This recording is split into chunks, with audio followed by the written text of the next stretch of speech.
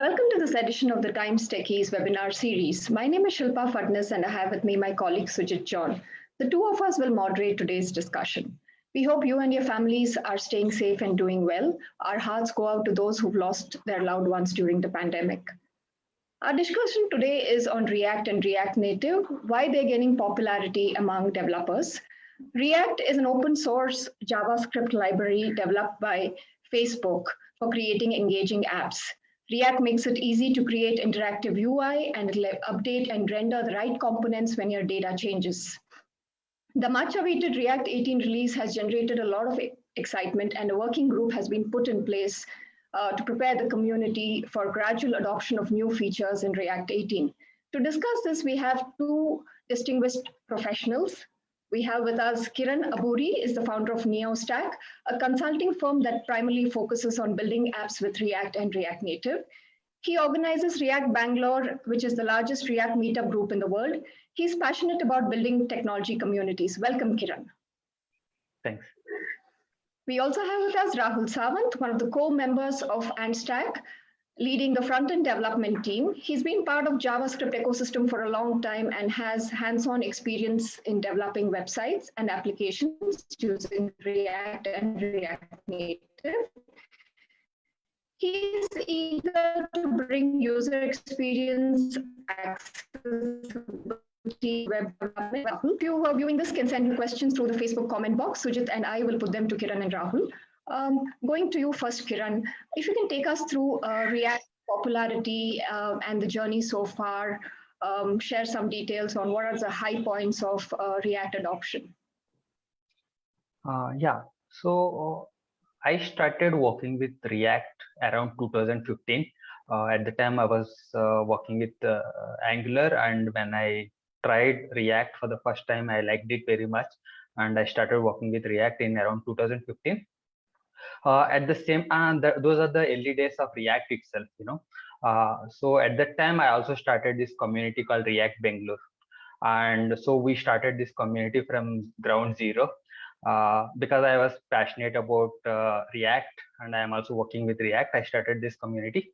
So as a community organizer, I can see the popularity grow of React on the ground, because a lot of companies started adopting, companies like Flipkart, Myntra, Razorpay, Swiggy, all the good companies I know in Bangalore started using React. And and as a community organizer, we used to organize meetups, monthly meetups, and a lot of developers from these big companies used to collaborate with us. We used to host events at their companies, and the developers from all these companies come forward and speak at these events. And from last 5 years, I continue to work with React, and the popularity of React is only growing, and we can witness that through our community. The React Bangalore itself, the Bangalore chapter itself has close to 13,000 members. It's one of the most active and biggest React community in the world. And yeah, that's all I can say. Yeah, Rahul? Yeah, I think my journey started with the React itself. I was being in JavaScript ecosystem from a pretty good time, but so one good thing which I got to know about React was it was like a unidirectional flow, and there is your code becomes predictable, and you only focus on the view layer of it, and it does not care about much of building it. And the tools which are built upon React were becoming very popular, and people coming towards React ecosystem was like, even from the React Bangalore, right? I was attending the React Bangalore and other React community and following React community on those parts. Those are the parts which I was like very interested towards it. And coming to the features, or like why it is becoming popular and all this stuff, if I want to compare to any other framework, React is only focusing on the view layer of it, right? It's all about interaction and events, which is put upon the browser. So that's all I can say about it. And depending on the community, and as Kiran said, it's gaining more popular and popular. So it's much simpler to use, is what you're saying, than previous. Yeah. What Angular was the one before that? What was being used before React? We can't say what was being before React, but why it got popular is like, if I want to directly compare to Angular, it's kind of a full-fledged framework where it's highly opinionated, where there are things like routing or styling. You need to use some kind of a pattern or some kind of a direction to use it, right? When it comes to React, it's all about Vue and UI, and there are a bunch of other libraries where you can nitpick and use, like, create your own recipes on top of it. So that made easy for other library builders or developers or other developers to make use of React and get started with it easily. And one thing about Angular, if I have to say, is I think it started with TypeScript, which has a big learning curve. When it comes to React, you can get started with if you are more familiarity with HTML, CSS, and JavaScript, that's enough, and you can get started with that very easily. Help us understand. I mean, when you hear of web development, you hear of HTML, CSS, now JavaScript, now of course React. What are the connections between these? I think, see, every browser is rendered on top of HTML, CSS, and JavaScript. So even though you build any kind of frameworks, any kind of libraries, end of the day, these are the only three things which is going to render. It's been a very long time, right? And HTML is just a scripting language which says that how things are there in a source code, and CSS is like adding more designs or adding more styles on top of it. And when it comes to JavaScript, it's just a logic part of it, and how it can be your core business logic. It can be your how application to render, and how interaction between two components. If I want to talk with respect to React, that's how about JavaScript. So Kiran, you want to add more on top of it? I mean, the main reason, so the JavaScript, HTML, CSS are the kind of the foundational things. The reason people go for something like React is because it provides a good mental model to build large scale applications, and it makes building applications maintainable and easy to understand. So the core infrastructure is always useful. Learning JavaScript, those things are definitely important, but to build applications at large scale and to make things easy, that's where the frameworks or libraries like React come into picture. Is some example of something that React has enabled, which has made it I mean the reason why a lot of people choose that now? So one thing is something called the React has this component model. For example, if you look at any web application, right, you can think of the web application as building blocks. For example, you can say, hey, we have a header, we have a body, the main section of the web page, or we have a sidebar, we have a footer with some links. We can when we are thinking of building an application or website, we always think in terms of components, right? And that's where the React come into picture, in the sense, React makes it very easy to build application as small components, and we can compose them into, for example, let's say you have a list of articles. We can build a component for one item of this particular thing, and we can reuse them to repeat the entire list. Yeah, just to add on top of that, like if I want to give a small or a plain English example, it's kind of a atomic design where you talk about atoms, molecules, and organisms, right? Like these atoms is a very small part of it. Now you create a component, let's say button or an input component or an article or toggle or whatever it is, right? You create it. Now you keep it aside, right? And that can be reused anywhere. Like let's say you want to use a button component in one of the larger component, and you can just pick it and just use on top of it. And it can go on wrapper on component, right? How Kiran said, it's a composable of each small component. What is the advantage of it is, let's say you build one component and that component takes some kind of an argument or some kind of an props. It only cares about if that props or arguments are right, it does not care about what is my parent is, right? In that, it's like an isolated part of it. Now you can just use it wherever you want, unless you give right props and arguments on it. So it's kind of reusability and low code per se. This component thing wasn't possible with Angular. Angular is built upon like a model view controller, like everything is coupled together. There's no decoupling. React came like a decoupling part of componentizing things. Sorry, Kiran, I cut through. Yeah, go ahead. No. So they also have so they don't exactly call the components. They have something called directives, and their workflow is slightly different. But compared to Angular, the mental model for React is much more simpler in the sense, for example, everything in React is a component, right? Each component might have some state or might not have some state, but if you understand components, you are almost very good with React. Uh, uh, uh, in comparison to Angular, it has like much more concepts like scope, directives, and a lot of other things, which was slightly complicated at that point of time. Say at least for me. I mean, but simple word, if I can say that getting started with React really easy. I mean, I may be biased, but getting started with React with really easy, but I'm not much of Angular person. Yeah, that would be the learning curve will be a little large. So Facebook might have decided to work on this because they had multiple elements on the page, and each of those, I mean, it would have been better to do each of them independently and then bring them together and all that. Is it? Yep.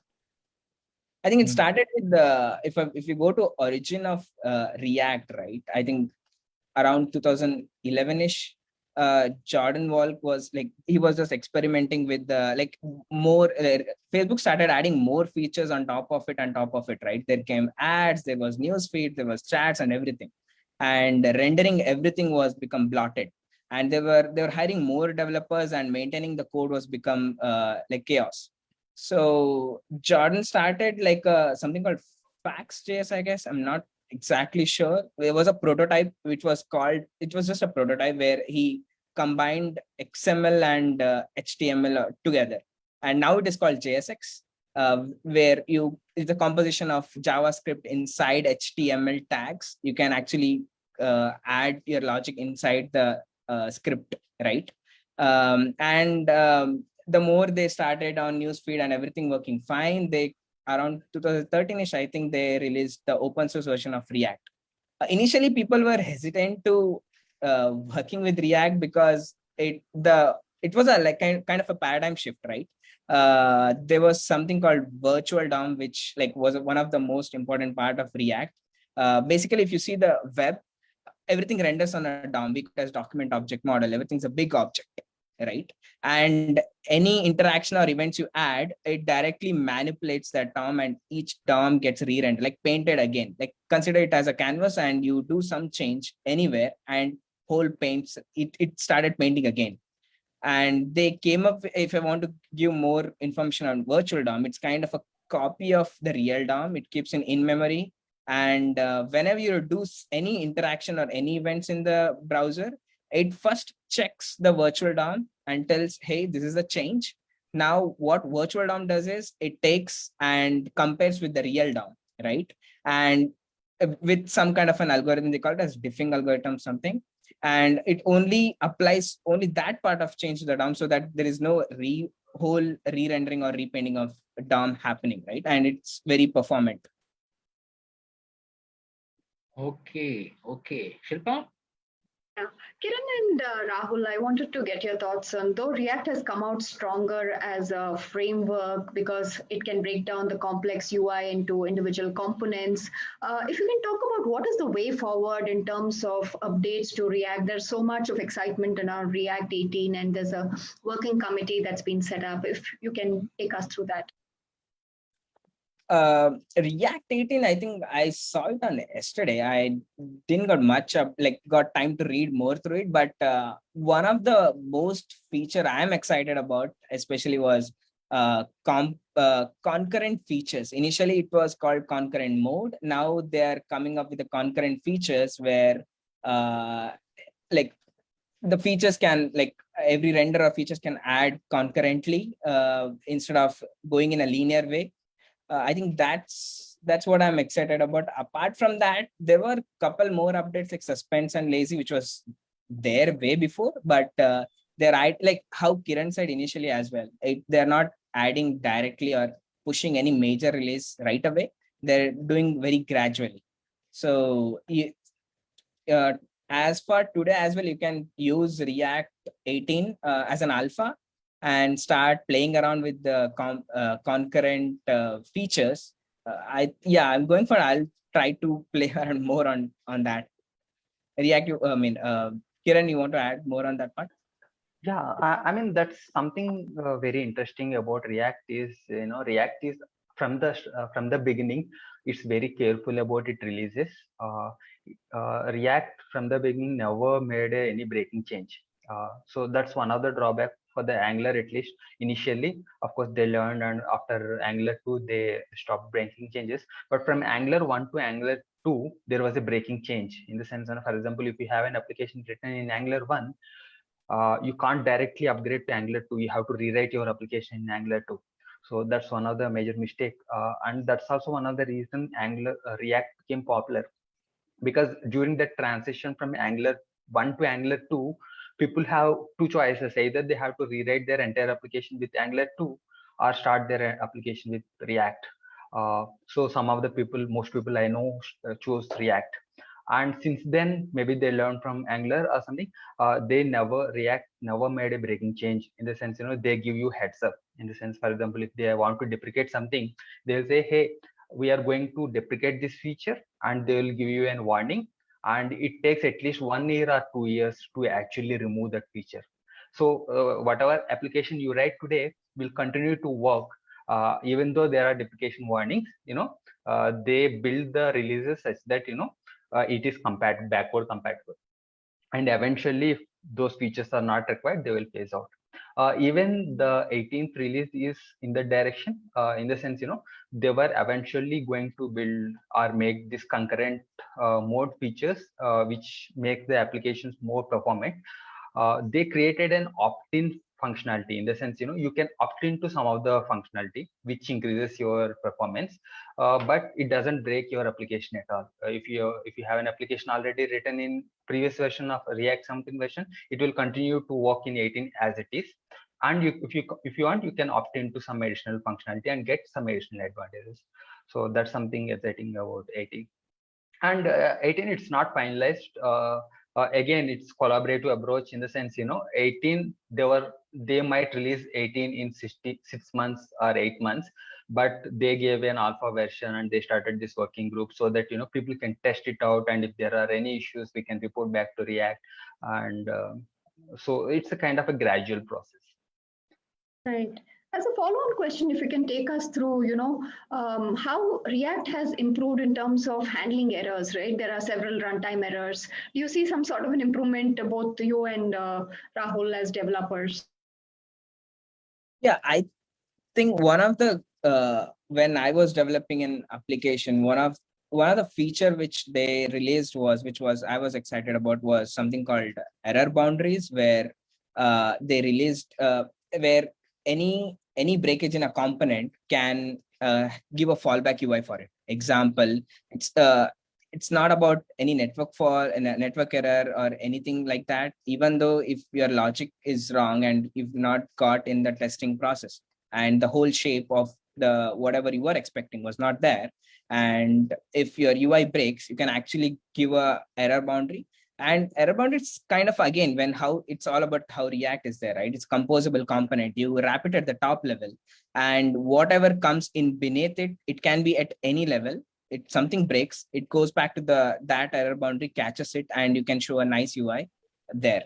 So I think, yeah, that's one thing I remember about the error boundary. I mean, you can also log errors. Example, if something goes wrong there is an option where you can log errors, and if user does not tell you, means of course he can't tell you, right? And that error can be logged somewhere. There are so many systems there, like Sentry, there are LogRocket, there's so many things where you can log that error, and developers can check that and fix their issues going forward.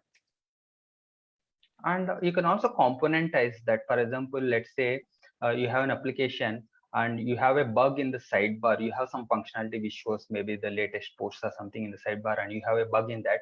And if something fails there, you can just show an error in the sidebar, and the rest of the app can continue to work. In the sense, for example, you updated some logic in the sidebar, and you don't want your entire application to crash, right? And these error boundaries, we can use the error boundaries such that, if something goes wrong with a particular component, show the error saying that, hey, something went wrong only for that particular component, and users can continue to use the rest of the application. So that's Yeah. also a really good model. It's like if Facebook, if the chat application whole goes wrong, you can just say Yeah. that this is something wrong, but you can still use the whole application. You don't have to say that some 404 or something went wrong, something like that. Yes. Okay, Shilpa, I have a question here for Rahul. This is from Pranav Kumar. Rahul, as you've mentioned about atomic design thinking, do you have your own design system at your organization, or do you use a component library like Material UI? Okay, that's a nice question. See, when design system makes sense when you are a product-based company, because let's say like Jira or Atlassian, right, where the whole product comes towards what design, they should follow that. In our organization per se, if we it's as it is a consulting firm, the decisions should come from the client, and if they want to use a design system, we build for them, of course. And currently we are building our own design system called Hover, which is like an internal tool where we are creating our own reusable components. It's specifically towards React, because how React is there, right? Component, and you could just create a component and send bunch of props, and it changes depending on your prop. So yeah, we strictly don't follow creating our own design system. Again, creating your design system is not 1 month or 2 months job, right? It gets a lot of research and a lot of work to do, and again, your developer has to commit to it. But we don't use Material UI especially. There are tools like style components and emotion, which is very easy to use. We can't go there. Material is like a framework. We don't want to, like, we don't actually use it. Shilpa? Kiran, you spoke about how the React Bangalore community is one of the largest networks, user groups, and it has 13,000, enthusiasts. So if you can take us through what are some of the themes that you explore? How often do you meet? Now has it moved virtual? What are some of the engagements like? Yeah. So before pandemic, it used to be an in-person meetups. So we used to host meetups at different companies like PayPal, uh, Intuit, all these companies that are using React, they offer their space, and we used to host the events, in-person events there. And developers from even Rahul attends our meetups. Uh, so developers from all the companies that are using React used to attend, and even the speakers, even Rahul gave a talk. Developers from different companies come forward to speak. So it's also a good venue to share knowledge, in the sense, like, let's say I found something interesting in React, I can go and present to the community, and people can learn from them, and they can also interact, and and make friends. Most of the friends I have now are from the meetup group, because because I have. Yeah, it's a like good venue to have a like-minded people, right? Yeah, so because we are doing this from last 5 years, and we did more than like 60, 70 events, so we meet a lot of common people, and make friends, and we continue the friendship as well. And we also learned a lot from each other. And yeah, since the pandemic, we no longer could do this in-person event, so we moved to the online. But still, the enthusiasm and the same whatever we have before pandemic, it's continuing in the online format right now. So sometimes we do once a month, or sometimes we even do 2 times, depending on the availability of the speakers. So right now we have one event in June 26th, and we have already scheduled another event for July 10th. Yeah. So what's your advice to engineering students for them to get very comfortable with React? What should they be learning? You want to take this? Yeah, you can answer. Okay, sure. So see, as I said earlier as well, right? You don't have to, there's no big learning curve there. If you are familiar with basics of HTML, CSS, and JavaScript, you can get started from day zero. And how can someone get started with React? I think React documentation is really good. There are so many example codes, you can play around with them, and they have given a very neat and the whole documentation is really good. Apart from that, there are a lot of courses and blog posts you can go through it, articles you can go through it. I started, if I want to give my journey, I started from the React documentation, and for any developers, it's not about only reading, it's about building stuffs as well, right? You start building, you fail, and then you know what is going on. So yeah, that's one suggestion I want to give that. Okay, Kiran, you want to add to that? Yeah, definitely. You can first start with reading the documentation and try building something. And there will also be a lot of open source libraries and like apps. For example, some companies open source their entire application, right? And we can also go through those code, because the code is already available for free on the internet on GitHub. We can clone and understand how the large apps are built. We can also go through that. And yeah, and you can also contribute. For example, there are a lot of open source libraries and apps available related to React, and contributing to the open source is also one good way to learn. So that's how actually I started my journey. So when I was starting to learn React, I open sourced a library called React Slick. And because I want to learn React and I want to build something, so I casually build this carousel library called React Slick and open sourced it. And now it has like 40 million downloads, right? Wow. 40 Yeah, million. yeah. I mean, every month there will be at least 500,000 or 1 million downloads. And I learned a lot doing developing that as well. So, and that's the library I built. Sometimes I also contribute to the others libraries. Like let's say I am facing some issue, I can clone the library and understand their code and maybe try to fix that issue and submit the pull request, and it gets merged. I get the satisfaction and learn something new as well. Yeah. Okay. We You have said a lot of start. Okay, go on, Shilpa. Shilpa, sorry. Sorry, we have this question from Omkar Kadam. How can one differentiate a functional component from a class component? Yeah. So right now the class components are kind of the old way of building applications. Going forward, everything will be a functional component. Recently React released something called hooks. So we can build entire application with just the functions. We don't need the classes, right? But still, because again, as I said, React always supports the backward compatibility. The class-based component still works, but it might not be the preferred way to build application going forward.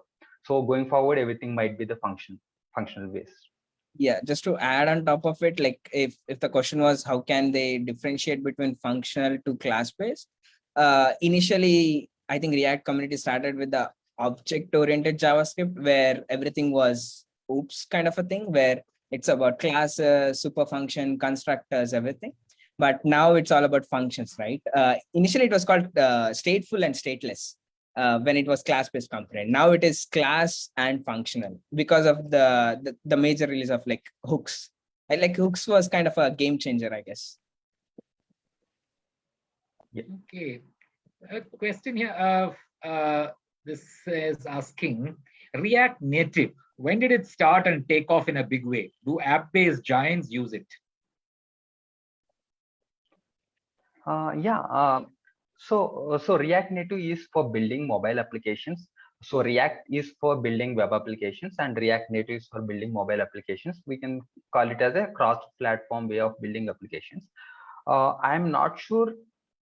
I'm not sure it can take in a big way, because the another way of building mobile application is called native way of building applications, where you can use Swift or Objective-C for building iOS application, and Android and Kotlin for building Android applications. Java or Kotlin for building Android applications. So those will be the major way of building mobile applications, and React Native will increase, but it might not overtake native-based applications. At least that's my view.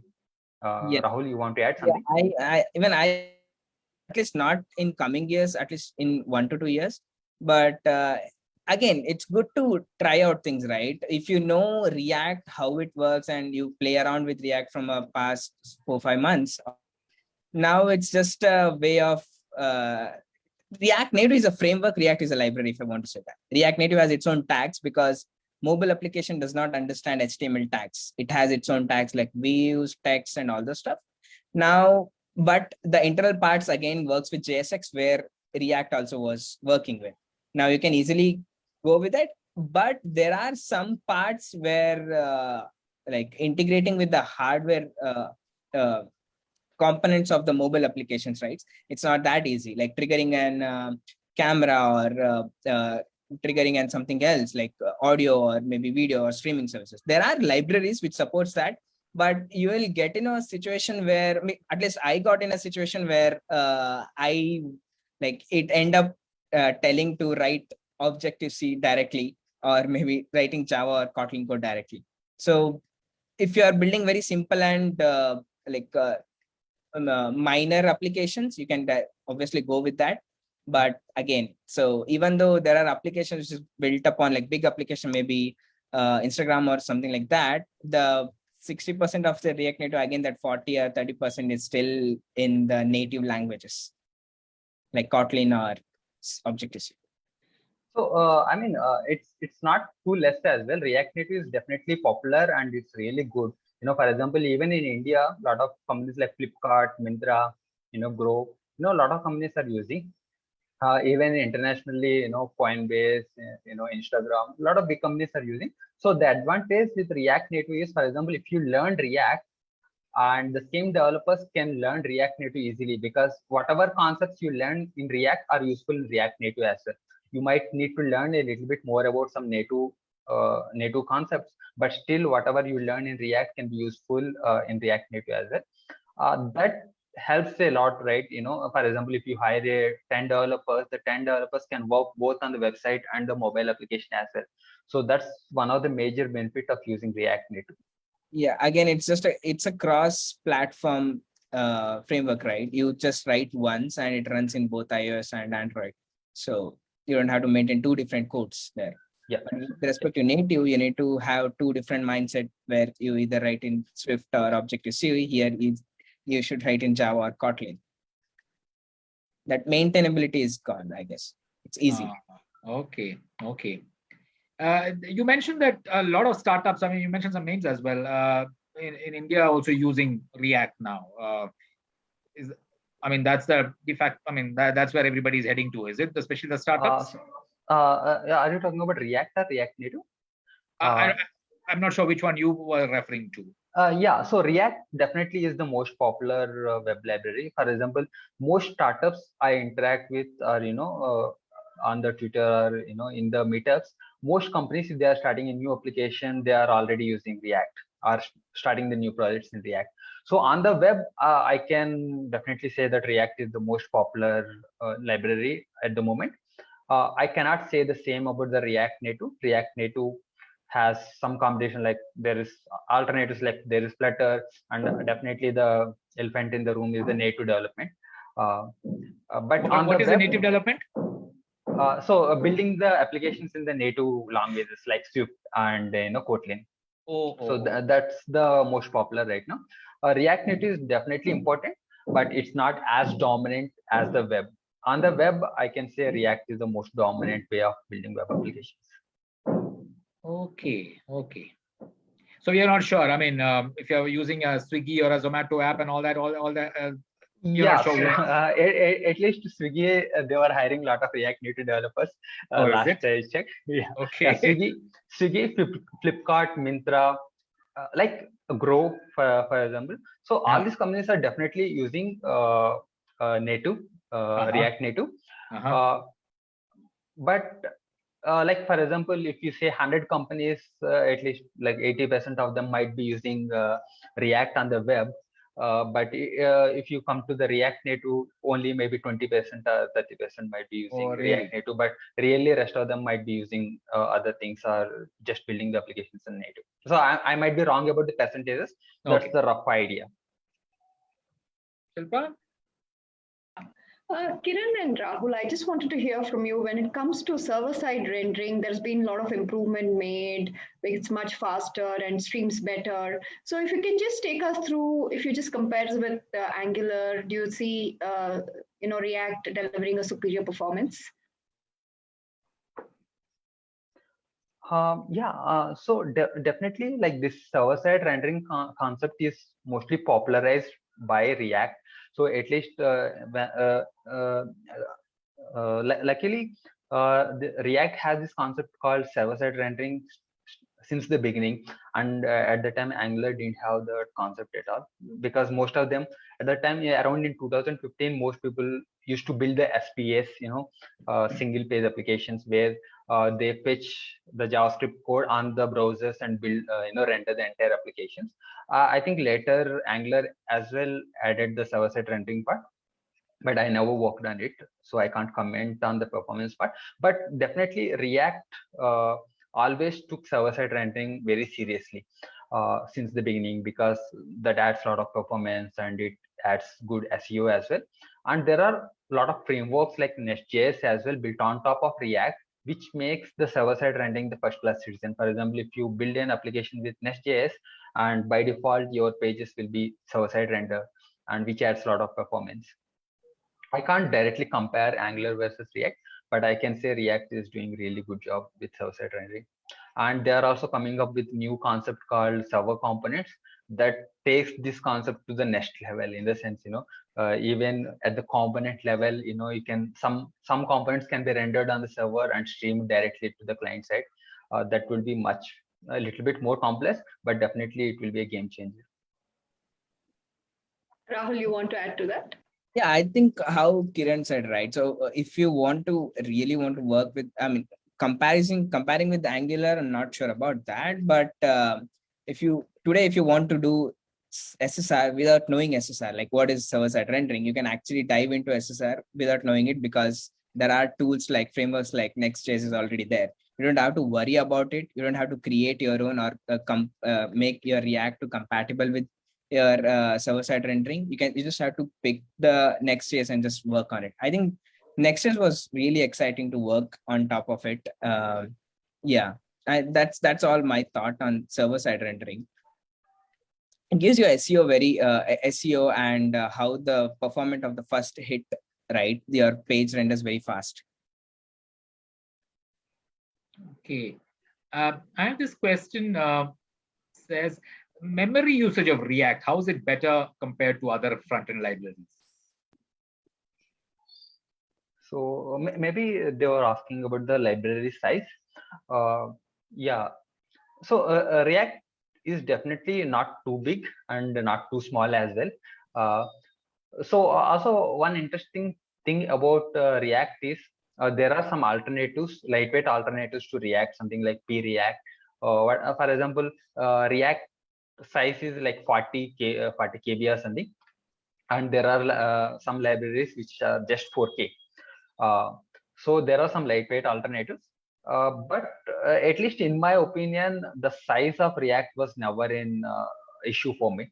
But I see some companies, especially I'm not sure Flipkart or some company, they want the first load of their front page, the main page, to load as fast as possible. So what they did was they used this alternative.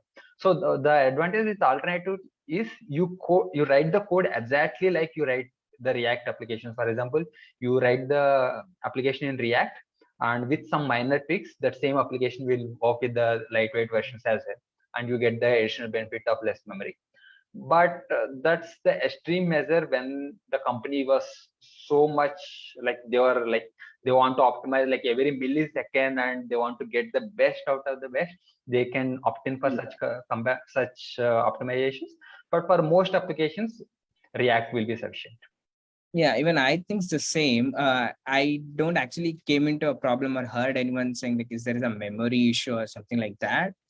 Maybe there might be issue where people use micro front end and there might be a use case where they want to measure on top of that. But if you really want to get into it, like how Kiran said that there are Preact.js or there is something else alternative where the whole bundle of your size is very small.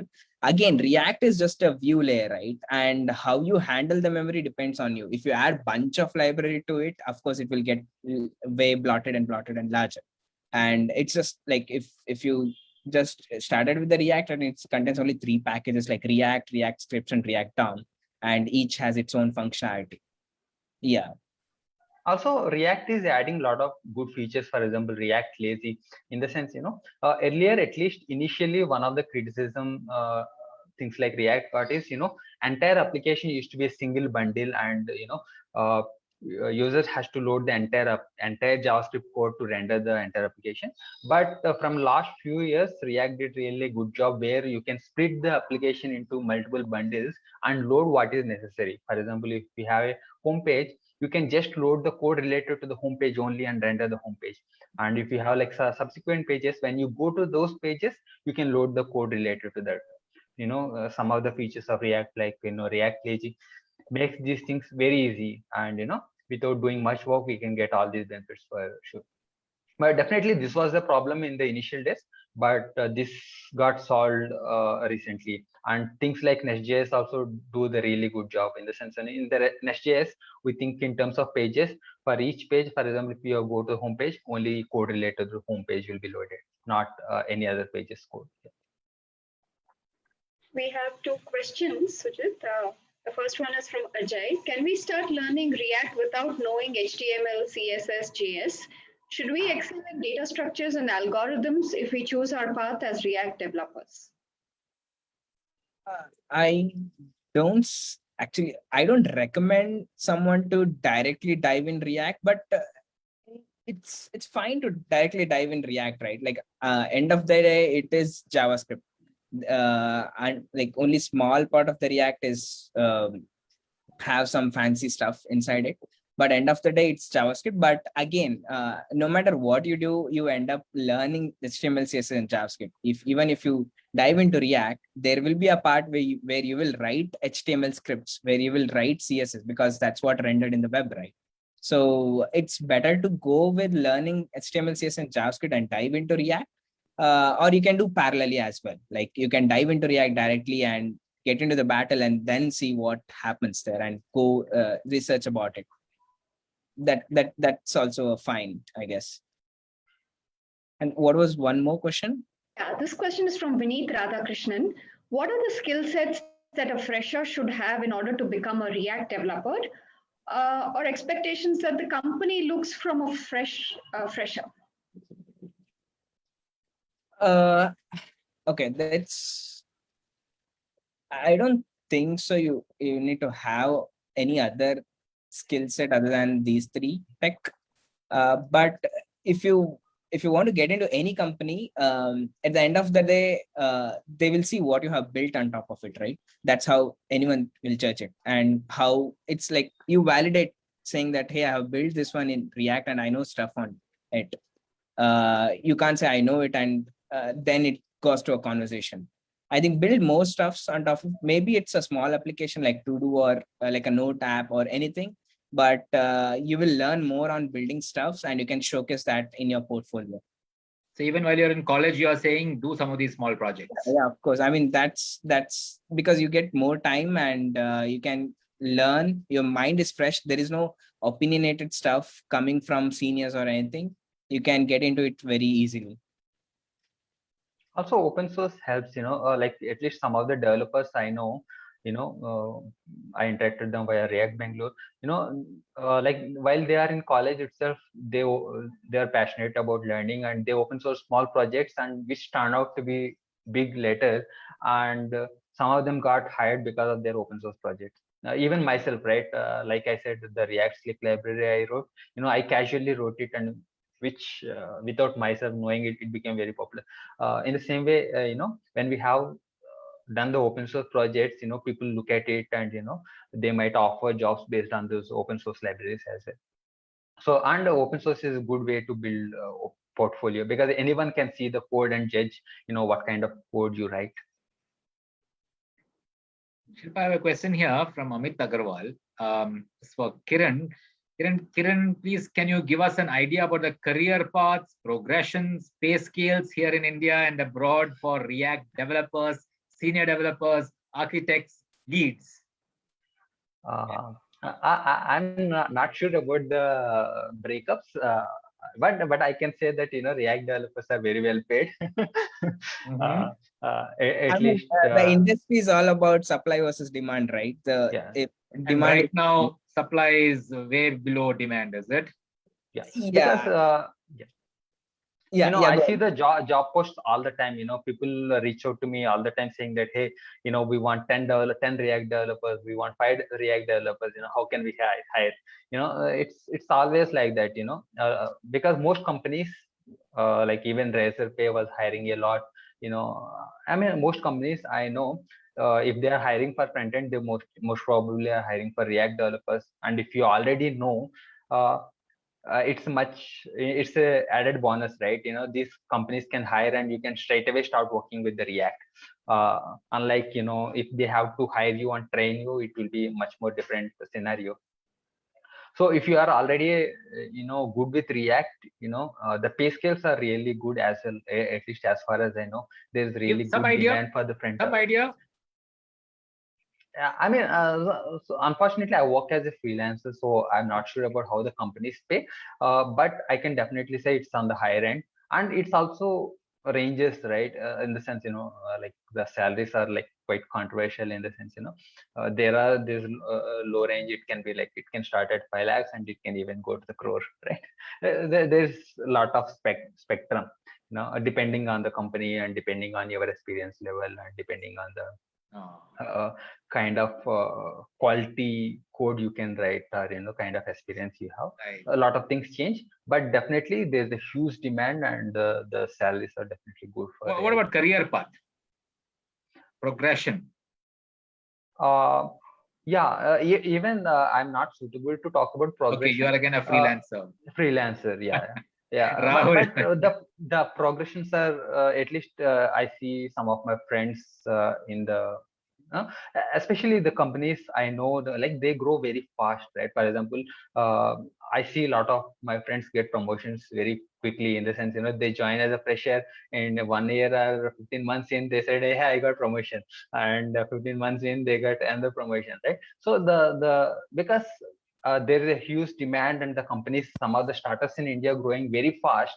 And first year they have 10 developers and the second year they have 100 developers. Obviously the first 10 developers has to be promoted, right? Because to maintain the team coherence, they have to promote them. So I see a lot of promotions and the career growing much faster in the front end as well. I haven't experienced myself because I have a flat structure, but at least I can see that in my friends.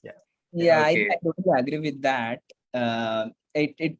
It becomes like you always, the hierarchy level goes up and up and up, right?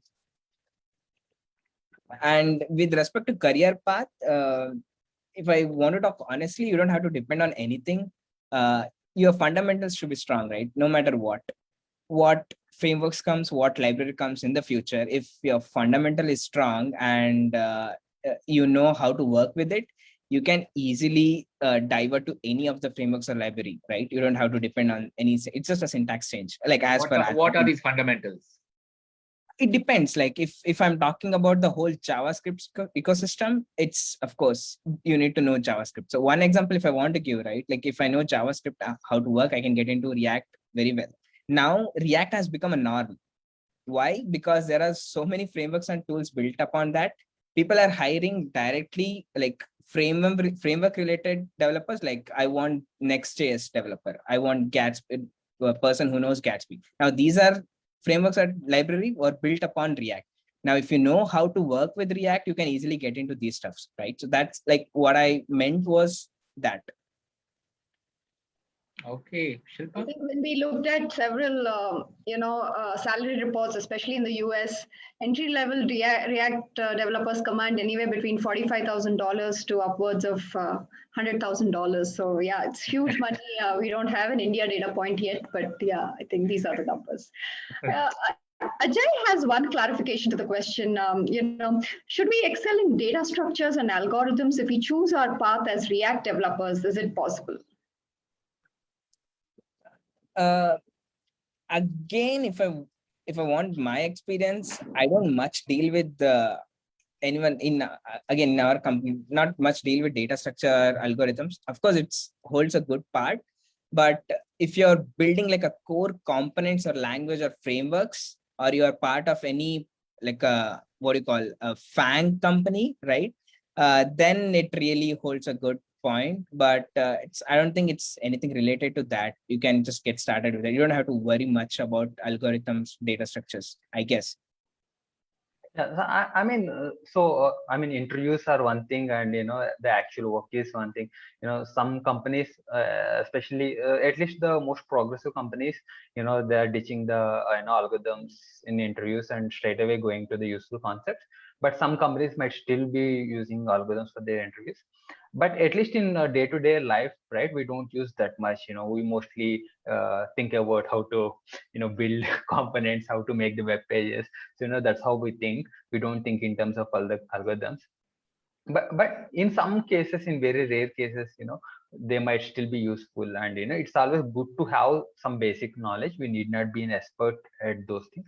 It's good to have like some overall idea. And if something demands, for example, if you are running into a performance issue, if you want to debug something, right, then you can go and dig more deep into that.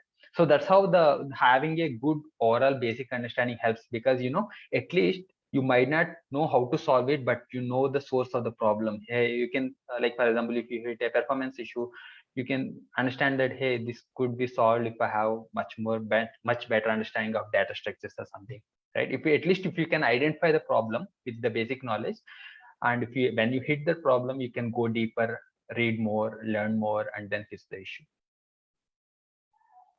Okay, Kiran, you were saying there's a good discussion group in Twitter on React, is it? I mean, so if somebody wants to learn more, understand more from the community and all that, which are apart from your group, of course, the React Bangalore group, the Twitter forum is a good one, is it? Yeah, so generally, like most people like Rahul and me, right? We meet at meetups and then we stay connected via Twitter, in the sense, because even the React core team, right? Whenever they release something, they make an announcement on Twitter, right? Like if you are on the Twitter and follow the right developers, you keep getting those notifications. That's one way to keep, stay updated. Yeah. At least that's what we do. What's it called on Twitter? How does one find it? No, not specific thing. For example, I follow at least I follow all the core team of React, so that whenever they tweet something, I learn about those things, and we have our general discussions. No particular groups as such. There are some like if you want particular groups, they are not on Twitter. They might be mostly on Discord or something. There is something called Reactive Plus, which is kind of the biggest Discord channel that's there. If you want to be part of that, you can do that as well. But generally, mostly we get our updates via Twitter. Yeah. So when it comes to Twitter, we follow persons who build stuffs and who's into React ecosystem, right? Where you can learn about them. But if you really want to get of a group of these kinds, I think Twitter has something called lists, where you can just follow that list, and your your feedback, your newsfeed changes to that, only gives only the tweets about those particular persons. So there are a lot of like front end lists, and I have my own like UI UX list. You can just follow them, and it will just give you that particular feedback. And when like even the Discord, right? If you have any doubts, or if you want to know more about stuff, or like just if someone has some doubts and you just want to go through it, there are Discord channel like React, I think Refactor, Reactify, I think that's what it is, which has every library and everything with respect to React. Apart from Discord, you can still have subreddit, a React subreddit. You can follow that. People post more on subreddit. Uh, yeah, I think if you are not into reading and listening, there are a lot of podcasts. I love podcasts. There are a lot of podcasts. You can follow them. One of the popular is Syntax FM. You can follow that. It's mostly on JavaScript, but you can get more knowledge on React. And React has its own podcast called React Podcast, where they talk to people and like go deep dive into one particular technology. Okay. Ravi Teja is asking, where can I find the Bangalore community group, Facebook or Twitter? Yeah, Twitter, but you can search for React Bangalore in Google. You will most probably get the meetup.com link. So we are both on meetup.com and Twitter. So we are mostly active. So we just keep tweeting about our events on the Twitter, but our main event pages will be on the meetup.com. So you can search meetup.com/React.js Bangalore Bangalore, React.js Bangalore. You will get it. Okay. Anything else, Shilpa? Yeah, Kiran and Rahul, can you talk about using Node for server side applications? Do you guys use it proactively? So most probably I use Nest.js. So by default Nest.js uses Node.js. So yeah, if I need server-side rendering, I'm going to Nest.js. So that I need not do any setup on my own. Yeah. But again, I'm a JavaScript developer. So even if I'm not using server-side rendering, I mostly use Node.js for the backend as well. That way, I need not learn another language. If I know JavaScript, I can use it for front end and back end as well. So Node.js is my go-to language for backend. Yeah, like if you are really specific into building something in server-side rendering, right? I would suggest go to like frameworks like Next.js, because these are the people who know what are the pain points of browser and handling these server and client-side rendering. Then you go and build your own compatible server-side rendering application. So that would be hard, I guess. So if you are into that, I would probably suggest go to Next.js. That's really good. Okay, I have a question here. I know you spoke about, I don't fully understand it myself, but I remember Rahul speaking about this virtual DOM. Can you speak more about the virtual DOM that React uses? How is it different from real DOM? Yeah, so as I said, it's kind of a copy of real DOM, and it keeps in a, like how React is built is like a tree shape. There is a node and there are edges, and each node and edges are like components there, and like how the real DOM is there, right? The object. Now virtual DOM is nothing but a copy of real DOM, which keeps in the in-memory. And as I said earlier as well, whenever there is a change in something, it just all your changes are first reflected to your virtual DOM. That does not directly manipulate your real DOM. It just reflects to your virtual DOM. And that reflection are compared with real DOM with an algorithm called like maybe diffing algorithm, they call it. And only that part is reflected to the DOM. So there's no direct manipulation. Now, that being said, let's say there are some use cases where you directly want to manipulate real DOM, right? So React has a feature called portals. They can like real portals, right? You create a portal and you directly manipulate it, but it does not frictionate your virtual DOM. So you can, if you really want to manipulate real DOM, you can still do that. But a recommended way is to don't disrupt whatever it's there from the React, right? Because it knows how efficiently and performantly it can handle it. Right. There's one question from Omkar. How can one decide between choosing a MERN stack or React with Firebase and Redux? I think MERN stack is called React. Firebase is a different topic altogether. It comes with a backend. And okay, Redux is I think it's kind of a hot topic for 1 year ago. Redux is nothing but just a state management library. React has something called states, like it holds a data in it, and every states are local to its own component, right? And if you want to share states between one component to another component, we do it with the concept called pattern called prop we call it as prop drilling. You share these states from one component to another component to another. But it becomes very jargon, and if some component does not even need that props, why you want to share it, right? If it's bit down beneath it.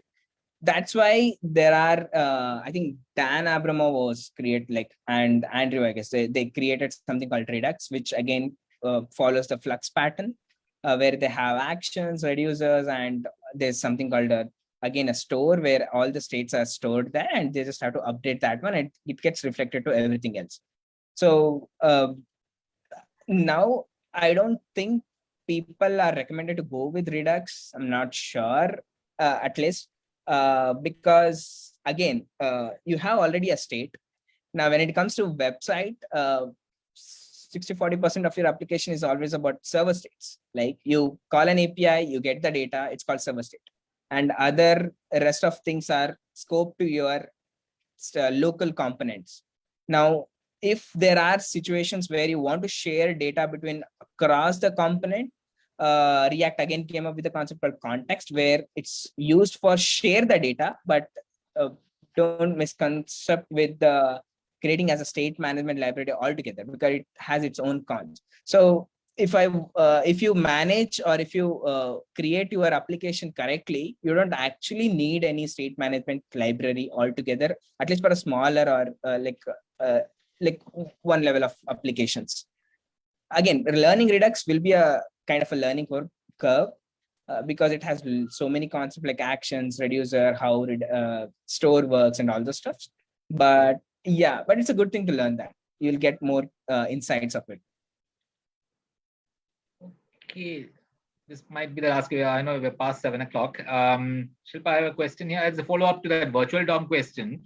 Does the virtual DOM belong to the browser and used by React, or does React create it? React, it's so as I said earlier, right? React has 3 packages: React, React Scripts, and React DOM. So this React DOM is nothing but a virtual DOM. So that's what virtual DOM. It's nothing. It does not belongs to browser, as far as I know. Oh, okay, Shilpa. I think we can close it. Yeah, thank you, Kiran and Rahul. It was a great learning experience for us as well, and thank you for coming to this edition of the Times Techies webinar from Sujit, from the Times Techies team and Times of India. Thank you so much for joining us today. Yeah, thanks very for having interesting. us. Thanks, very interesting. Yeah, Rahul. thanks for having us. Hey, Yeah. our pleasure. Okay.